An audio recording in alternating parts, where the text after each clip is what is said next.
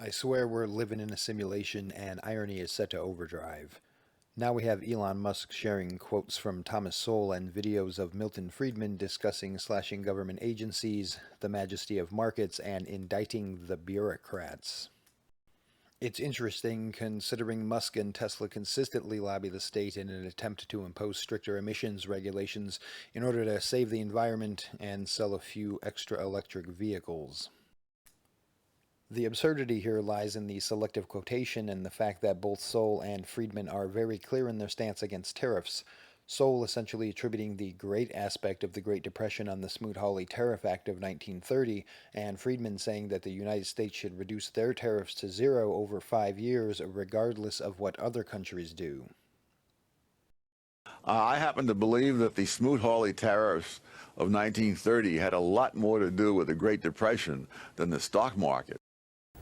I have always been in favor of phasing out tariffs over a 5-year period, a 20% reduction a year for 5 years to give people time to adjust. Saying, though, that tariffs should be phased out over 5 years regardless of the action of other countries. It's not a sort of negotiation. Regardless of the actions of other countries. So far, obviously, I would prefer to have other countries reduce their tariffs. But if they don't move, America should move. Absolutely.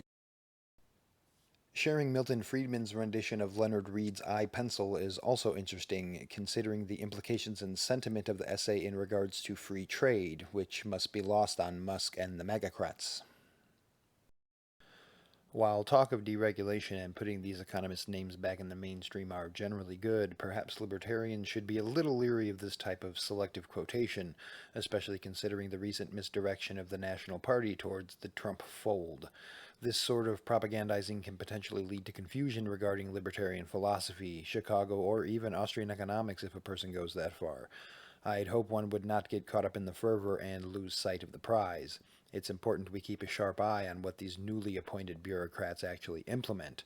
Posting a few quotes from free market economists does not a libertarian make, especially in the face of all sorts of contradictory beliefs in other areas of policy. I also find this interesting because in my personal experience, Trump supporters are usually against the free trade principles of Milton Friedman. When I bring Friedman up specifically in an argument against tariffs, they ridicule the idea based upon other states imposing tariffs on U.S. exporters, which Friedman and other market economists generally have shown to be bunk rationalizations. Feel free to test this theory by bringing Friedman or Sowell's views on tariffs into the discussion with a Trump supporter. Ask them outright if tariffs are free market capitalism. If you can get them to admit that they are not, ask them if free market capitalism is a priority to them. See if their 4-minute video and 1 meme passion for free market liberty is outweighed by their authoritarian zeal for a state-protected nationalist utopia. So far, in my experience, it has been. The Democrats shot themselves in the foot by propping up a hollow state priest, which led many people to see that they're not what they pretend to be. So hopefully Elon Musk sharing these economists does something similar and giving currency to people like Friedman, Sowell, and other heretical free market advocates leads people to see the follies of Trump's plans to make America great.